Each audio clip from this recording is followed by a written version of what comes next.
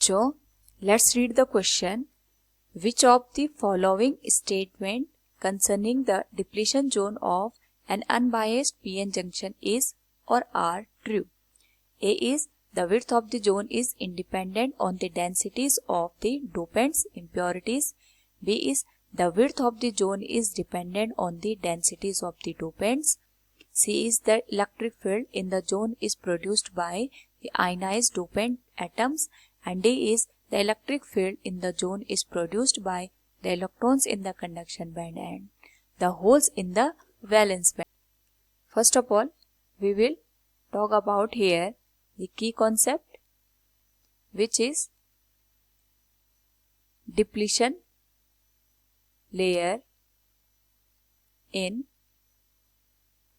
PN junction.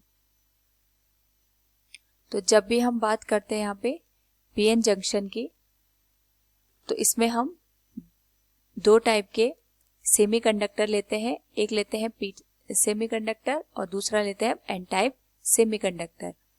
तो जैसे ही हम यहाँ पे P और N का कॉम्बिनेशन करते हैं इन अनबायस्ड कंडीशन, अनबायस्ड का मतलब हो गया यहाँ पे हमने कोई भी एक्सटर्नल बैटरी का यूज नहीं किया है, उस केस में यहाँ पे जो P टाइप सेमीकंडक्टर होते हैं उनमें holes as a majority charge carriers होते हैं, लेकिन साथ में यहाँ पे जो एक्सेप्टर एटम है वो भी एग्जिस्ट करते हैं। तो हम कह सकते हैं यहाँ पे जो एक्सेप्टर एटम के साथ साथ holes as a majority charge carriers होते हैं।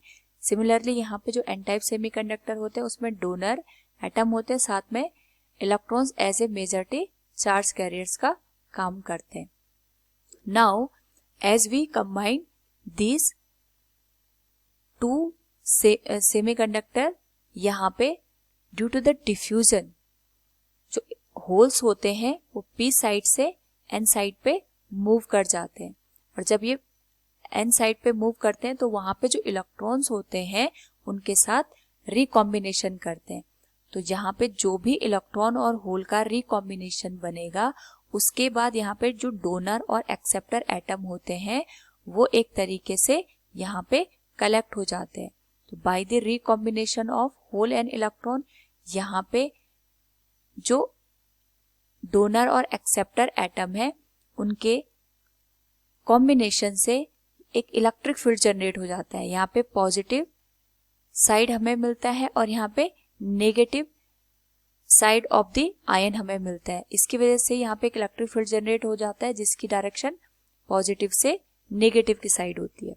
अब यहाँ पे जो भी आयंस प्रेजेंट होते हैं ये आयंस एक इलेक्ट्रिक फील्ड बनाते हैं, और ये इलेक्ट्रिक फील्ड फर्दर जो भी होल्स और इलेक्ट्रॉन होते हैं उनके रिकॉम्बिनेशन को यहाँ पे एक तरीके से अपोज करते हैं।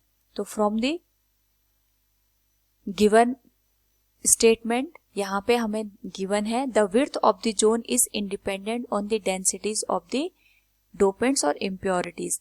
तो इसके कहने का मतलब यहाँ पे ये है कि जितना ज्यादा हम यहाँ पे डोपेंट या फिर एक्सेप्टर और डोनर एटम का यूज करेंगे उसकी वजह से जो डिप्लीशन लेयर है उसकी विड्थ पे यहाँ पे चेंजेस आएंगे। तो ऑब्वियस सी बात है यहाँ पे हम जितने ज्यादा एक्सेप्टर एटम का यूज करेंगे उतने ज्यादा होल्स हमें यहाँ पे मिलेंगे, और जितने ज्यादा हम यहाँ पे डोनर एटम का यूज करेंगे उतने ज्यादा हमें इलेक्ट्रॉन्स मिलेंगे, और जितने ज्यादा नंबर ऑफ होल्स और इलेक्ट्रॉन्स का होगा उतना ज्यादा यहाँ पे चार्ज कैरियर की कंसंट्रेशन होगी। और जैसे जैसे यहाँ पे कंसंट्रेशन इंक्रीज हो जाएगी जो डिफ्यूजन का लेवल होता है वो इंक्रीज हो जाएगा, और जितना ज्यादा यहाँ पे इलेक्ट्रॉन और होल रिकम्बाइन होंगे जो डिप्लीशन लेयर की थिकनेस होती है या फिर जो चार्ज जो आयंस हमें यहाँ पे डिप्लीशन लेयर में बनते हैं मिलते हैं उनकी थिकनेस भी यहाँ पे इंक्रीज हो जाएगी। तो हम कह सकते हैं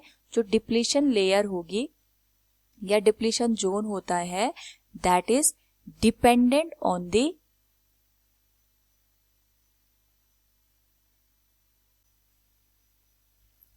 density of dopants.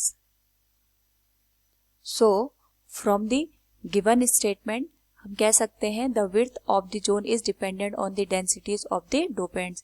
Statement B will be correct. The electric field in the zone is produced by the ionized dopant atom. It is also correct.